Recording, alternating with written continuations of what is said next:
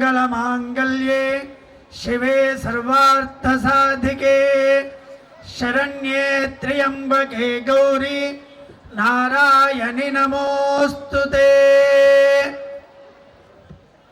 నా కార్తీక సమో మాసః అని అంటారు. మాసాల్లోకెల్లా అత్యంత పవిత్రమైన మాసం ఏంటి అంటే కార్తీక మాసము అని. అంటే కార్తీక మాసానికి సమమైన మాసం ఇంకొకటి లేదు అని మన శాస్త్రం చెప్తోంది.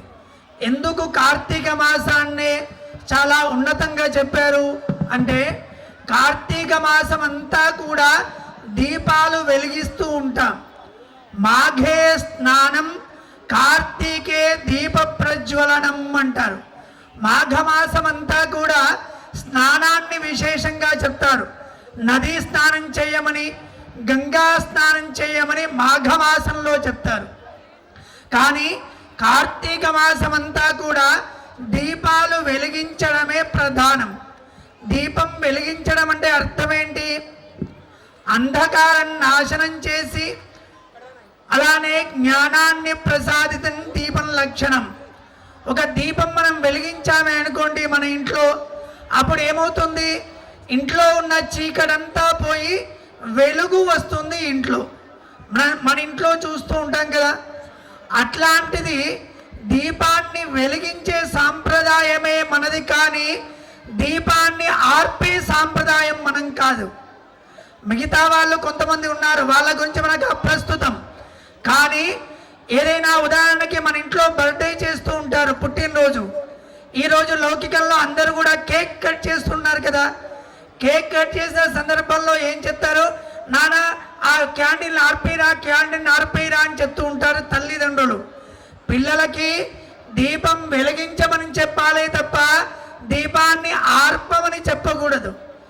మనది దీపం ఆర్పే సాంప్రదాయం కాదు, దీపాన్ని వెలిగించే సాంప్రదాయం. దీపం వెలిగించడం అంటే ఏంటి? మా ఇంట్లో అదృష్టము, సౌభాగ్యము, అలానే జ్ఞానము ఇవన్నీ కూడా కలగాలి అంటే దీపాన్ని వెలిగించాలి. దీపాన్ని వెలిగిస్తేనే చాలు మనకున్నటువంటి ఇబ్బందులైనా, తర్వాత ఏవైనా దరిద్ర బాధలైనా అవన్నీ కూడా ఒక దీపారాధన వల్ల నాశనం అవుతాయి. మనకేమేం కావాలో అవన్నీ కూడా ఒక దీపం మనకు వెలిగించడం ద్వారా వస్తుంది. అలాంటిది ఇంత పవిత్రమైన కార్తీక మాసంలో స్వామివారి లీలా కళ్యాణ మహోత్సవం చేసుకున్న సందర్భంలో ఈరోజు ఇక్కడ దీపాన్ని వెలిగిస్తున్నాము అంటే ఈరోజు మన జీవితంలో అండర్లైన్ చేసుకోవాల్సిన రోజు. ఇక పైన మన జీవితంలో వెలుగు అనేది నింపబోతున్నాడు ఆ భగవంతుడు అని అర్థం. స్వామి అనుగ్రహం ఉంటే క్షేమస్థైర్యాది అష్టైశ్వర్యాలన్నీ కూడా మన ఇంట తాండవిస్తూ ఉంటాయి. అష్టైశ్వర్యాలు కలగాలంటే స్వామిని ఆరాధించాలి. కార్తీక మాసంలో పార్వతీ పరమేశ్వరుణ్ణి ఇంత లీలా కళ్యాణ మహోత్సవాన్ని మనం ఈరోజు చూసుకొని మనం వీక్షించి ఇప్పుడు దీపం వెలిగించబోతున్నాం. స్వామివారి కళ్యాణం ఎందుకు అంటే లోక రక్షణ హేతవే అన్నారు. మనమందరం కూడా జీవితంలో పెళ్లిళ్ళు చేసుకుంటాం. ఎందుకు పెళ్లిళ్ళు చేసుకుంటాం? మమ జీవన హేతవే అని అక్కడ స్వామివారు పండితులందరూ కూడా ప్రార్థిస్తూ ఉంటారు, చెప్తూ ఉంటారు. నేను ఈ అమ్మాయిని పెళ్లి చేసుకుంటున్నాను, ఈ అమ్మాయిని పెళ్లి చేసుకోవడం ద్వారా నా జీవితం సుఖంగా ఉండాలనే ఒక హేతువు, ఒక కారణం ద్వారా ఈ అమ్మాయిని నేను వివాహం చేసుకుంటున్నాను అని మన లోకంలో మనమందరం కూడా చెప్తూ ఉంటాము. కానీ స్వామివారి కళ్యాణంలో పార్వతీ పరమేశ్వరుల లీలా కళ్యాణ మహోత్సవంలో ఏం చెప్తారు అంటే లోకరక్షణ హేతవే అని అంటారు. ఈ లోకాన్ని సంరక్షించడానికి అమ్మవారిని వివాహం చేసుకున్నాడు పరమేశ్వరుడు. ఎందుకు? అమ్మవారిని వివాహం చేసుకుంటేనే లోకాన్ని సంరక్షించడానికి అవుతుంది. ఎందుకంటే ఒక వాత్సల్య మూర్తి ఏమైనా ఉన్నారు అంటే అది పార్వతీ అమ్మవారు. మన లోకంలో ప్రతి ఇంటా కూడా ఒక మహిళని, ఒక అమ్మని చూస్తూ ఉంటాం. యాదేవి సర్వభూతేషు మాతృరూపేణ సంస్థిత నమస్తస్యై నమస్తస్యై నమస్తస్యై నమో నమః అని చండీ సప్తశతిలో అమ్మవారిని ప్రార్థిస్తూ ఉంటారు. ఆ అమ్మవారు మాతృరూపంలో ఉంది. ఒక వాత్సల్యం అంతా కూడా ఒక విగ్రహ రూపంలో, ఒక రూపంలో చూస్తే ఆ జగన్మాత. అలాంటి జగన్మాత స్వరూపమే ప్రతి ఇంట సనాతన ధర్మంలో ఉన్నటువంటి ప్రతి హైందవ జాతిలో పుట్టినటువంటి స్త్రీ అమ్మవారి స్వరూపాలే. ఇక్కడ కూర్చున్న మీరందరూ కూడా, స్త్రీలందరూ కూడా స్త్రీయ సమస్త సకల జగత్సు అంటారు. అమ్మవారి స్వరూపమే ఈరోజు మీ రూపంలో కూర్చొని ఉంది. ఒకవేళ సనాతన ధర్మంలో, హైందవ ధర్మంలో, ఈరోజు పిలుస్తున్న హిందూ ధర్మంలో స్త్రీ ఒక్కరు గట్టిగా లేకపోతే ఈ ధర్మం ఎప్పుడో ఇబ్బంది పడేది. అలాంటి స్త్రీ ఎందుకు అంటే, మగవాడు ఒక ఉపవాసం పాటిస్తే కొన్ని ఎగ్జంప్షన్స్ ఉంటాయి. ఛాయ్ తాగడం కానీ, టిఫిన్ చేయడం కానీ, పనులు తినడం కానీ ఉంటాయి.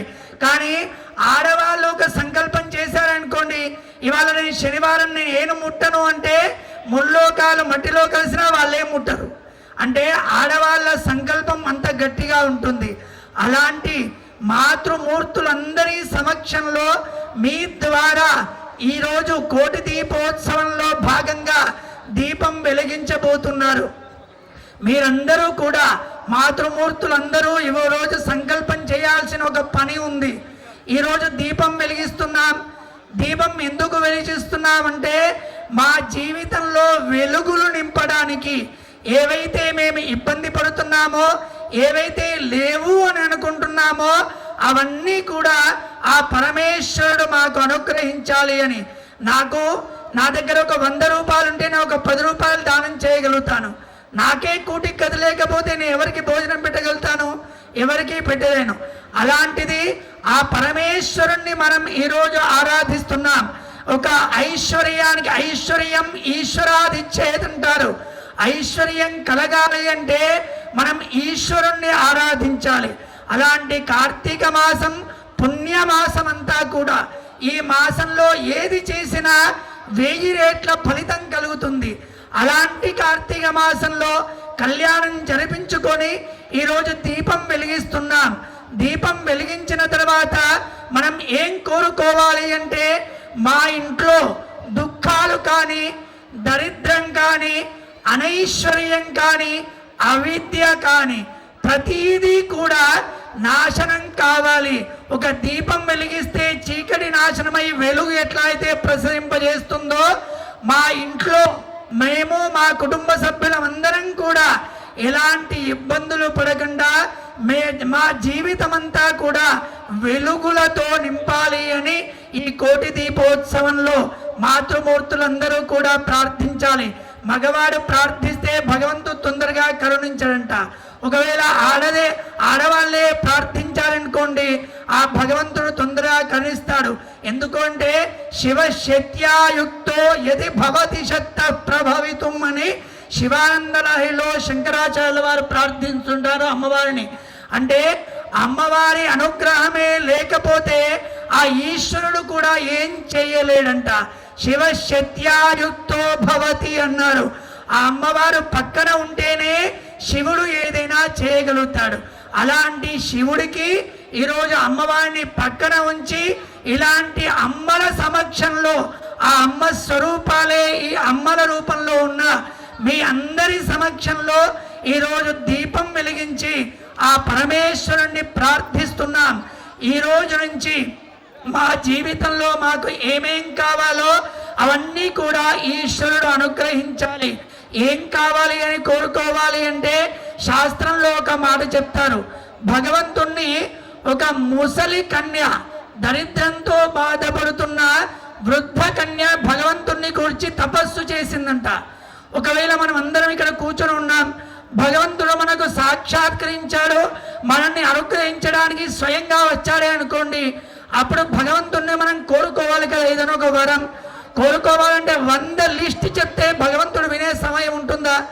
మన దగ్గరికి ఒక ఎక్స్పెక్ట్ చేయని విఐపి మన దగ్గరికి వస్తే మాకు రోడ్డు కావాలి, నీళ్లు కావాలి, మాకు పారిశుద్ధ్యం కావాలి, మాకు అది కావాలి, ఇది కావాలని 100 అప్లికేషన్లు పెడితే అరే మాట్లాడకరా కాసేపు కూర్చొని నీకు ఏమేమి కావాలో నేను చేస్తాను అంటాడు మన విఐపి, ఒక ఎమ్మెల్యేనో మినిస్టరో ఒక కలెక్టరో ఎవరైనా. అట్లాంటిది జగత్తునంతా పాలించేటువంటి పరమేశ్వరుడు ఇక్కడికి వచ్చి కూర్చున్నాడు. ఆ స్వామి దగ్గర ప్రార్థించడానికి ఒక కథ చెప్తారు మన శాస్త్రంలో. అది ఏంటి అంటే వృద్ధ దరిద్ర కన్యా న్యాయము అని అంటారు. ఆ న్యాయానికి అర్థం ఏంటంటే ఒక చాలా ముసలి ఆవిడ, దరిద్రంతో బాధపడుతున్న ఆవిడ కన్య, ఆమె పరమేశ్వరుని గురించి తపస్సు చేసిందట. తపస్సు చేసిన కొన్ని సంవత్సరాలకి భగవంతుడు సాక్షాత్కారం అయ్యాడు. సాక్షాత్కారం అయిన తర్వాత ఆ భగవంతుని కోరుకోవాలి కదా, ఏదైనా కోరిక వరం. ఈరోజు మనం ఇక్కడ కూర్చున్నాం, స్వామి ప్రత్యక్షంగా ఆ కళ్యాణ మహోత్సవం చేసుకొని ఎంతో హ్యాపీ టైంలో ఉన్నాడు. మనం పెళ్లి చేసుకున్న సందర్భంలో, పెళ్లి మండపంలో, జీవితంలో అన్నీ సాధించామని మనం హ్యాపీగా ఉంటాం కదా. అట్లా ఆ భగవంతుడు ఇక్కడ ఎంతో ఎంతో సంతోషంగా ఇక్కడ కూర్చొని ఉన్నాడు. అలా ఆ ముసలి కన్యకి కూడా భగవంతుడు అనుగ్రహించాడు. వరం కోరుకో అమ్మా అని అన్నారు. ఆ తపస్సు చేసిన ఫలితానికి భగవంతుడు అనుగ్రహించాడు, వరం కోరుకో అని అన్నాడు.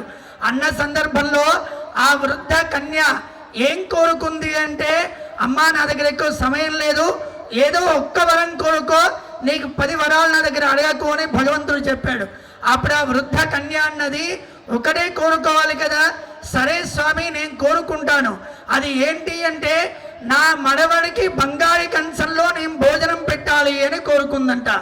ఆ దరిద్ర వృద్ధ కన్య అంటే అర్థమైంది కదా, దరిద్రంతో బాధపడుతున్న చాలా ముసలి ఆవిడైన పెళ్లి కాని కన్య, ఆమె తపస్సు చేసిన ఆమె కోరుకున్న కోరిక ఏంటి, నా మనవడికి బంగారు కంచంలో నేను భోజనం పెట్టాలని ఒకటే కోరుకుందంట. స్వామి ఒకటే కోరుకోమన్నాడు, ఆమె ఒకటే కోరుకుంది. దానికి అర్థం ఏంటి, కోరుకున్న వరంలో ఎన్ని వచ్చాయి చూడండి మీరు. ఆమె వృద్ధ కన్య, చాలా ముసలితనంతో బాధపడుతుంది. అప్పటి వరకు పెళ్లి కాలేదు, కన్య అంటే పెళ్లి కాలేదు అని అర్థం కదా, పెళ్లి కాలేదు. ఆమెకి మొదలుగా ఏం కావాలి, పెళ్లి కావాలి. పెళ్ళైన తర్వాత దరిద్రం పోవాలి. దాని తర్వాత ఆమెకి సంతానం కావాలి. అప్పటికే 80 ఏళ్ళు 70 ఏళ్ళు వచ్చి ఉన్నాయి, కానీ ఆమెకి సంతానం కావాలి. సంతానం అయిన తర్వాత ఆ సంతానానికి సంతానం కావాలి. 3rd జనరేషన్ అంటాం కదా, 3వ జనరేషన్కి నేను బంగారు కంచంలో అన్నం పెట్టాలి అంటే ఒకటే కోరికలో ఎన్ని ఇంక్లూడ్ అయ్యి ఉన్నాయి చూడండి.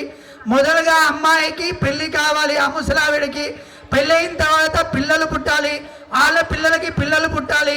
అప్పటి వరకు ఈమె బతికి ఉండాలి, అప్పటి వరకు ఈమె ఆరోగ్యంగా ఉండాలి. ఆ బంగారు కంచంలో పెట్టేటువంటి ఐశ్వర్యం కావాలి. వెండి కంచంలో భోంచేయాలంటేనే ఎంతో ఐశ్వర్యం కావాలి. అట్లాంటిది బంగారు కంచంలో భోజనం పెట్టాలంటే ఎన్ని ఇంక్లూడ్ అయి ఉన్నాయి ఒకటే వరంలో అని. ఆ భగవంతుణ్ణి కూడా మనం అట్లే కోరుకోవాలి. నాకు ఉద్యోగం కావాలి, నాకు పెళ్లి కావాలి, నాకు సంతానం కావాలి కాదు, నేను సుఖంగా ఉండాలి అని ఒకే కోరిక కోరుకుంటే చాలు. ఆ సుఖంలో అన్నీ ఇంక్లూడ్ అవుతాయి. ఎవరైనా సుఖంగా ఉన్నారు అంటే ఎప్పుడు ఉంటారు, మీకు కావలసినవన్నీ మీ దగ్గర ఉన్నప్పుడే సుఖంగా ఉంటారు. సంతానం లేకపోయినా సుఖంగా ఉండరు, ఐశ్వర్యం లేకపోయినా సుఖంగా ఉండరు, లేకపోతే ఆరోగ్యం లేకపోయినా సుఖంగా ఉండరు. ఇవన్నీ ఉండాలంటే మొదలు సుఖంగా ఉండాలి. సో భగవంతుణ్ణి కూడా ఈరోజు ప్రత్యక్షంగా స్వామి సన్నిధిలో కోరుకోవాల్సింది. దరిద్ర వృద్ధ కన్య కోరుకుంది కదా, నా మనవడికి బంగారు కంచంలో భోజనం పెట్టాలి అని ఒకటే వరం కోరుకుంది. ఆ వరంలో ఎన్ని ఇంక్లూడ్ అయి ఉన్నాయో ఈరోజు కూడా మనం భగవత్ సన్నిధానంలో కోరుకోవాల్సింది ఏంది అంటే, మేము మా కుటుంబ సభ్యులందరము కూడా దీపం వెలిగించిన తర్వాత మేము సుఖంగా ఉండాలి అని. సుఖంగా ఉంటే మనకు కావలసిన ఉపకరణాలన్నీ కూడా మనకు వచ్చేస్తాయి. అట్లా భగవంతుణ్ణి అనాయాసేన మరణం వినా దైన్యేన జీవనం దేహి మే కృపయా శంభో త్వయి భక్తిం అచంచలామని. అచంచలమైన భక్తి, అనాయాసమైన మరణం, అలానే దేహి అని అడుక్కోకుండా ఎప్పుడు నా చెయ్యి పైనే ఉండేట్టుగా కావాలి అని ఈరోజు భగవత్ సన్నిధానంలో దీపం వెలిగించి భగవంతుణ్ణి ప్రార్థిస్తున్నాం. కార్తీక మాసమంతా కూడా దేవయజనం అంటారు. భగవంతుణ్ణి ఆరాధించడమే కార్తీక మాస పని అంతా.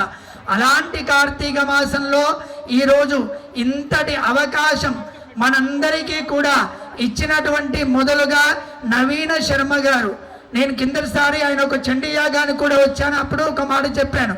నవీన్ శర్మ గారు అంటే నవీనం అంటే కొత్త అని అర్థం సంస్కృతంలో. ఆయన మనస్సు నవనీతం, ఆయన చేసే పనులు నవీనం అని. నవీనం అంటే కొత్తగా, ఏదైనా కొత్తగా చేయాలి, జనాలకి ఉపయోగపడేట్టుగా ఉండాలి అని నవీన శర్మ గారు ఈరోజు ఆయన పుట్టినరోజు కూడా. పుట్టినరోజు సందర్భంగా ఈరోజు కొంతమంది పుట్టినరోజు జరుపుకుంటారు. జరుపుకొని ఏంటి, వాళ్ళు లోకానికి వెలుగు చూపిస్తారు, అంటే ఒక మార్గదర్శనం చూపిస్తారు ఒక పుట్టినరోజు వల్ల. అలాంటిది నవీన్ శర్మ గారి పుట్టినరోజు నాడు ఇంత కోటి దీపాలు వెలిగించి ఈ ప్రాంతమంతా కూడా వెలుగు నింపుతున్నారు ఆయన పుట్టినరోజు సందర్భంగా. అది కార్యక్రమ స్వరూపం ఫైనల్ అయిన తర్వాత ఆయన పుట్టినరోజు అని తెలిసింది. ఆయన పుట్టినరోజు అని తెలిసి కార్యక్రమాన్ని పెట్టలేదు. అది భగవంతుని అనుగ్రహం. ఏదో ఒక పని చేసినా ఆ పనికి లింక్ అయి ఉంటాయి కదా, అదే భగవంతుని అనుగ్రహం అని అర్థం. అలాంటి నవీన శర్మ గారి ఆధ్వర్యంలో ఈరోజు ఇంతమంది సువాసినుల మధ్యలో, ఇంతమంది మహాపురుషుల మధ్యలో, ఇంతమంది వేదోత్తమైన పండితుల మధ్యలో మీరు దీపాన్ని వెలిగిస్తున్నారు అంటే మీ జీవితంలో వెలుగులు నింపబోతున్నారనే దాంట్లో ఎలాంటి సంశయము లేదు. ఈ కార్యక్రమాన్నంతా కూడా నిర్వహించడానికి తిరుమల రెడ్డి గారు అని ఇక్కడ ఆధ్వర్యం వహించి యజమాని దంపతులు ఇక్కడ కూర్చొని ఇంత కార్యక్రమం చేయాల్సిన అవసరం లేదు. ఎందుకంటే ఆయన విద్యా సంస్థలు నడుపుతున్నారు. ఆర్కా ఇంటర్నేషనల్ స్కూల్స్ అని విద్యా సంస్థలు నడుపుతున్నారు. మనం దీపం వెలిగిస్తే 1 గంట 2 గంటలో ఆ దీపం ఉంటుంది, ఆ ప్రాంతం అంతా కూడా వెలుగులు నింపుతుంది. కానీ ఒక విద్యాలయం ద్వారా ఆయన ఒకవేళ డబ్బే సంపాదిద్దాం అనుకుంటే లోకల్లో చాలా బిజినెస్లు ఉన్నాయి. కానీ విద్యాలయాలు నడపడం ద్వారా నేను డబ్బు సంపాదించడం కాదు, నేను జ్ఞానాన్ని ఇస్తాను అనే ఒక సంకల్పం చేసుకొని విద్యాలయాన్ని ప్రారంభించారు. మనం దీపం వెలిగించామండి, 1 గంట సేపు ఉంటుంది, యావత్ తైలం అంటాం. తైలం ఎప్పటి వరకు ఉంటుందో ఆ పొరుగు దీపం ఉంటుంది. కానీ ఈ పిల్లల జీవితాల్లో జ్ఞానం అనే నాలెడ్జ్ అనే దీపాన్ని వెలిగించడానికే ఈ ఆర్కా ఇంటర్నేషనల్ స్కూల్స్ని స్థాపించడం, దాని ద్వారా ఎంతో మందికి జ్ఞానాన్ని ప్రసాదించడం, నాలెడ్జ్ని ఇవ్వడం అంటే అది చిన్న మాట కాదు. తిరుమల రెడ్డి గారు అంటే ఆ పేరుకు అర్థం ఏంటి? తిరుమలై అని దానికి పేరు. తిరు అనగా శ్రీ అని, మలై అనగా కొండ అని. మనం తిరుమల చూస్తాం కదా, వెంకటేశ్వర స్వామిని తిరుమలలో ఉంటారు కదా. ఆ తిరుమల రెడ్డి అనే శబ్దానికి ఆ పేరుకు అర్థం ఏంటి అంటే కొండంత ఐశ్వర్యం కలిగిన వాడు అని అర్థం. అంటే తిరుమల, శ్రీ అంటే డబ్బు, మలై అంటే కొండ, కొండంత ఐశ్వర్యం కలిగిన వాడే తిరుమల రెడ్డి అని. కొండంత ఐశ్వర్యం అంటే ఆమె ధర్మపత్ని పక్కన కూర్చొని మహాలక్ష్మి స్వరూపంలో ఉండి అక్కడ ఎంతో ఎంతో ఐశ్వర్యాన్ని ఇచ్చింది. ఐశ్వర్యం ఎంతున్నా కొండంత మనస్సు ఉంటే చాలు, అది కొండంత ఐశ్వర్యం ఉన్నట్టే అని. ఈరోజు ఎంతో ఖర్చు పెట్టి వృధా ప్రయాసల కోర్చి స్వామివారు అనుగ్రహం పొందడానికి ఇంతమంది సువాసన ద్వారా ఇక్కడ దీప ప్రజ్వలన చేయడానికి తిరుమల రెడ్డి గారి దంపతులు కూడా ఎంతో ఎంతో కష్టపడి ఈ కార్యక్రమాన్ని నిర్వహించడం, వారి ద్వారా విద్యాలయాల ద్వారా ఎంతో వేల మందికి జ్ఞానాన్ని ప్రసాదించడం కూడా వారు చేసుకున్న పూర్వజన్మ సుకృతమే. వాళ్ళు పిల్లలు పెద్దగైన తర్వాత మీరు ఎక్కడ చదువుకున్నాము అంటే ఆర్కా ఇంటర్నేషనల్ స్కూల్లో చదువుకున్నామని చెప్తారు వాళ్ళు. అంటే వాళ్ళ జీవితంలో మరుపురాని క్షణాలని ఈ విద్యాలయంలో ఇస్తున్నారు. దీపం వెలిగిస్తే కొద్దిసేపు ఉంటుంది, ఆ మనస్సులో జ్ఞాన దీపాన్ని వెలిగించారే అనుకోండి, సంస్కారంతో కూడిన, ఇంతకుముందు నవీన్ శర్మ గారు చెప్పారు, సంస్కారంతో కూడుకున్న విద్య కావాలి. ఈరోజు లోకంలో చూసినట్టయితే డిగ్రీస్ వస్తున్నాయి, 4 డిగ్రీలు 5 డిగ్రీలు పొందుతున్నారు, పట్టాలు పొందుతున్నారు. కానీ సంస్కారం ఎంత ఉంది అంటే మళ్ళీ క్వశ్చన్ మార్కే. నాలెడ్జ్ ఎంత ఉంది అంటే క్వశ్చన్ మార్కే. నేను ఈ విద్యాలయాల వాళ్ళకి, తిరుమల రెడ్డి గారికి మా తరపున రిక్వెస్ట్ ఏంటంటే ఇప్పటి వరకు మీరు ఎథిక్స్తో కూడుకున్న విద్య ఇస్తున్నారు, ఇకపైన కూడా ఎథిక్స్ మీద ఎక్కువ మైండ్ ఇచ్చి విద్యను ఇవ్వండి. ఎందుకంటే ఎథిక్స్ లేని విద్య ఉపయోగం లేదు. ఈరోజు హైదరాబాద్లో చూస్తే ప్రతి ఏరియాకు వృద్ధాశ్రమాలు అవుతున్నాయి. వృద్ధాశ్రమాలు ఎందుకు కావాలి? అనాథాశ్రమాలు ఉంటే పర్వాలేదు. అనాథుడంటే ఎవరు లేనివాడు, అనాథ అంటే చూసుకునేవాడు, అనాథ అంటే చూసుకునేవాళ్ళు లేరు అని అర్థం. అలాంటి వారికి అనాథాశ్రమాలు ఉండొచ్చు, కానీ వృద్ధాశ్రమాలు ఎందుకు, ఓల్డేజ్ హోములు ఎందుకు పెరుగుతున్నాయి? ఒకసారి మనం అందరం ఆలోచిద్దాం. ఓల్డేజ్ హోములు పెరగడానికి కారణం ఏంటి? ఇంట్లో తల్లిదండ్రులు బరువై పిల్లలు తల్లిదండ్రులను తీసుకెళ్ళి వృద్ధాశ్రమాల్లో వేస్తున్నారు. దానికి మొదటి తప్పు ఎవరిది? తల్లిదండ్రులదే తప్పు, వేరే వాళ్ళది తప్పు కాదు. వాళ్ళకి సంస్కారం మీరు ఇస్తే, మన భాగవతమో మన భగవద్గీతనో మన రామాయణమో కొంత మనకు తెలుసుకొని వాళ్ళకి చెప్తే మనల్ని వాళ్ళు వృద్ధాశ్రమాల్లో వేయరు. వృద్ధాశ్రమాలు ఎప్పుడు వేస్తున్నారు? ఎథిక్స్ తెలియక, విలువలు తెలియక, జీవనం గురించి ఒక కష్టం రాగానే బిల్డింగ్ నుంచి దూకి చనిపోతున్నారు పిల్లలు. నాకు 100కు 100 మార్కులు రాకపోతే వాళ్ళు ఏం చేస్తున్నారు? బిల్డింగ్ నుంచి దూకడమా, ఆయన చేసుకొని చనిపోవడమా, ఏదో చేస్తున్నారు. అంటే మానసిక దౌర్బల్యం ఎంత ఉంది? మనిషికి మానసిక దౌర్బల్యమే ప్రధానమైన రోగం. రోగం కంటే ఎక్కువ కూడా మానసిక దౌర్బల్యమే.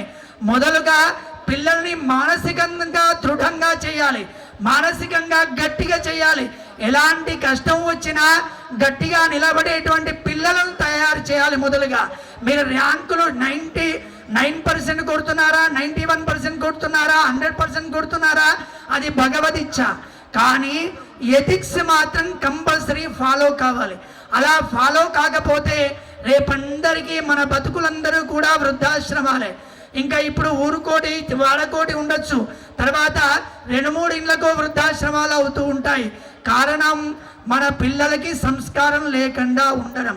అలాంటి సంస్కారాన్ని నేర్పే ప్రయత్నం కాదు, సంస్కారాన్ని నేర్పడమే చేయండి. ఈరోజు 6 క్లాస్లో 7 క్లాస్లో 7 సబ్జెక్టులో ఈ స్కూల్లో ఉంటే ఒక సబ్జెక్ట్ పెంచమని నా రిక్వెస్ట్ చేస్తున్నాను తిరుమల రెడ్డి గారికి. ఆ సబ్జెక్ట్ ఏంటి? ఎథిక్స్. దాని పేరే ఎథిక్స్. ఎథిక్స్ సబ్జెక్ట్ పెట్టాలి. తల్లిదండ్రులతో ఎలా ఉండాలి, భార్యతో ఎలా ఉండాలి, ఏదైనా కష్టం వచ్చినప్పుడు ఎలా ఉండాలి. భగవద్గీత కృష్ణ పరమాత్ముడు అర్జునుని నిమిత్తంగా పెట్టుకొని చెప్పాడు, నువ్వు ఇప్పుడు యుద్ధం చేయాలి, యుద్ధం చేయకుండా పారిపోతే అది క్షత్రియుడి లక్షణం కాదు, నువ్వు యుద్ధం ఖచ్చితంగా చేయాలని చెప్పిన సందర్భమే ఈ భగవద్గీత. అలాంటి భగవద్గీతను మొదలుగా చెప్పాలి పిల్లలకి. అలా చెప్పడం ద్వారా మానసికంగా గట్టిగా అవుతారు. చదువు చాలా బాగా చదువుకుంటారు. చదువుకున్న చదువు ద్వారా సంస్కారం వస్తుంది.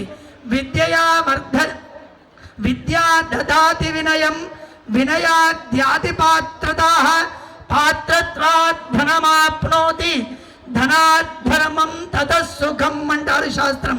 ఒక మనిషికి జీవితంలో విద్య అనేది ప్రధాన కారణం. విద్య లేకపోతే మనిషి గుడ్డివాడు అని. కళ్ళు లేని మనిషి లోకాన్ని ఎలా చూడడో, విద్య లేని వాడు జ్ఞానాన్ని చూడలేడు, లోకాన్ని కూడా చూడలేడు. మొదలుగా విద్య కావాలి మనిషికి. విద్య అంటే ఏంటి? ఎంటెక్ చేయడం, బీటెక్ చేయడం, లేకపోతే ఇంకోటి చదవడం, డాక్టరేట్ చేయడమా, అది కూడా విద్యే. కానీ సంస్కారంతో కూడుకున్న విద్యనే విద్య. విద్య అనే విద్ అనే ధాతువు అది. విద్య అంటే జ్ఞానం, విద్య అంటే నాలెడ్జ్. మొదలుగా విద్యా దదాతి వినయం అంటారు. విద్య చదువుకోవడం వల్ల మనకు వినయం రావాలి. ఈరోజు పిల్లలకి వినయం ఉందా అంటే మళ్ళీ ఒక క్వశ్చన్ మార్క్ మనమే వేసుకుంటాం. పిల్లలకి ఎంతమందికి వినయం ఉంది, ఎంతమందికి చక్కగా ఉన్నారు అంటే మళ్ళీ ఒక క్వశ్చన్ మార్కే అది. అలా కాకుండా మనం చదువుకున్న విద్య ద్వారా మనకు వినయం రావాలి. వినయాద్యాతి పాత్రత అంటారు. ఆ వినయం ద్వారా ఏం కావాలి? మనకు ఒక సమాజంలో స్థానమానాలు దొరుకుతాయి. మా దానిలో కూడా ఎంత పాండిత్యం ఉందని ముఖ్యం కాదు, ఎంత పెద్ద ఘనాపాఠి అని కూడా ముఖ్యం కాదు, ఆ మనిషికి ఎంత వినయం ఉంది అని ముఖ్యం. 4 అక్షరాలు వచ్చాయా, 4 వేదాలు చదివాడా అనేది రెండవ మాట. కానీ మొదలుగా ఆ పండితుడికి వినయం ఉందా లేదా? ఎందుకు అంటే ఆ వినయం వలనే లోకంలో ఒక స్థానం ఏర్పడుతుంది. విద్యా దదాతి వినయం వినయాద్యాతి పాత్రతాః పాత్రత్వాత్ ధనమాప్నోతి అంటారు. ధనం ఎప్పుడు కావాలి మనిషికి? మొదలుగా విద్య రావాలి, విద్య తర్వాత వినయం రావాలి, వినయం తర్వాత లోకంలో ఒక స్థానం రావాలి, ఆ స్థానమానాల ద్వారా మాత్రమే డబ్బు రావాలి. అలా వచ్చిన డబ్బు మాత్రమే మనకు నిలుస్తుంది. ఆ డబ్బు ద్వారా ధనాధర్మం తతసుఖం అంటారు. ధర్మ కార్యాలు చేయడం, కుటుంబ పోషణ చేయడం, ఇలా సుఖంగా ఉండడం, వీటికన్నిటికీ కూడా ప్రధానమైన పని ఏంటి? విద్య. అలాంటి విద్యను అభ్యసించే క్రమంలో మన ఆర్కా ఇంటర్నేషనల్ స్కూల్స్ అనేవి తిరుమల రెడ్డి గారి దంపతుల యాజమాన్యంలో ఈ స్కూల్స్ నడుస్తూ స్కూల్లో చదువుకున్న విద్యార్థి ఈ రోజు నుంచి ఒక క్లాస్ ఎక్కువగా చూడబోతున్నాడు. అది ఎథిక్స్ విలువలు అనే ఒక క్లాస్. ఆ క్లాసుని ప్రారంభించి పిల్లలకి మంచి విలువలతో కూడుకున్న విద్యను అందించమని ఇంకొకసారి రిక్వెస్ట్ చేస్తూ మీ అందరికీ కూడా ఆ భగవంతుని అనుగ్రహం పరిపూర్ణంగా ఉండి ఎప్పుడూ మీ జీవితాల్లో సుఖంగా, సంతోషంగా, ఆనందంగా, చిరునవ్వుతో జీవనాన్ని కొనసాగించాలి అని ఆ శృంగేరి జగద్గురుల పరిపూర్ణమైన ఆశీర్వాదాన్ని కూడా మీకు అందిస్తూ ఆ భగవంతుని యందు పార్వతీ పరమేశ్వరుల సన్నిధానంలో మేం ప్రార్థిస్తూ ఇంకొకసారి నవీన శర్మ గారికి జన్మదిన శుభాకాంక్షలు ఈ సభా తరపున మీ అందరి కరతల ధ్వాన. ఎందుకంటే మనమందరం ఇక్కడ కూర్చున్నామంటే ఆయన ప్రధానం. ఆ తిరుమల రెడ్డి గారికి ఒక సంకల్పం చేయించారు కదా, మనసులో ఒక సంకల్పాన్ని చేయించాడు. అయ్యా మనం కోటి దీపోత్సవం చేద్దాము అని. డబ్బులు ఉన్నవాళ్ళు చాలా మంది ఉన్నారు, కానీ కొంతమందికి మాత్రమే అదృష్టం దక్కుతుంది. అదృష్టం ఎప్పుడు దక్కుతుంది? మన పురోహితుడు మనకు మార్గనిర్దేశనం చేసినప్పుడు మాత్రమే దక్కుతుంది, ఇంకెప్పుడు దక్కడు. అందుగురించే పురోహితుల వారిని ఎప్పుడూ కూడా మనం ఉన్నతంగా చూడాలి. పురోహితుడిని ఎప్పుడు మనం కన్సల్ట్ అవుతూ ఉండాలి. మనకు శరీరానికి ఆరోగ్యం కలగడానికి మనం డాక్టర్ దగ్గరికి వెళ్తాం కదా. ఈరోజు చెప్తున్నారు సంవత్సరానికి ఒకసారి డాక్టర్ దగ్గరికి వెళ్ళి చెకప్ చేయించుకుంటున్నారు. ఎందుకు? మనకు తెలిసి తెలియక లోపల ఇన్బిల్ట్ అయ్యి రోగాలు ఉంటే వాటిని నయం చేసుకోవడానికి డాక్టర్ని కన్సల్ట్ అవుతూ ఉంటారు. అట్లే మనం కూడా పురోహితుల వారిని కన్సల్ట్ అవుతూ ఉండాలి అప్పుడప్పుడు. మా జాతకంలో ఏవైనా ఇబ్బందులు ఉన్నాయా, మేమేమైనా మంచి పనులు చేసుకోవాలా, మా జీవితంలో ఏమైనా ఇబ్బంది కలిగే అవకాశాలు ఈ సందర్భంలో ఉన్నాయా అని పురోహితుల వారిని కన్సల్ట్ అవుతూ ఉండాలి అప్పుడప్పుడు. అలా కన్సల్ట్ అయిన సందర్భంలోనే మా నవీన్ శర్మ గారు తిరుమల రెడ్డి గారి దంపతులకు ఒక అవకాశాన్ని ఇచ్చారు. ఆ అవకాశమే ఈరోజు ఈ వెలుగులు నింపడానికి, జ్ఞాన దీపాన్ని వెలిగించడానికి, పరమేశ్వరుడి అనుగ్రహం మనకందరికీ దక్కడానికి ఆ సంకల్పం చేయించారు. అలాంటి నవీన శర్మ గారికి జన్మదిన శుభాకాంక్షలు చెప్తూ నా ఈ 2 మాటలను ఇక్కడ ముగించుకొని పార్వతీ పరమేశ్వరుల అనుగ్రహం మీ అందరికీ సదా ఉంటూ ఈరోజు వెలిగించిన దీపం మీ జీవితాల్లో వెలుగులు నింపుగాక అని అనుకుంటూ ప్రార్థిస్తూ స్వామి యందు నమస్కారం చేస్తూ ఈ 2 మాటలు ముగిస్తూ ఉన్నాను. హర నమః పార్వతీ పతయే హర హర మహాదేవ్.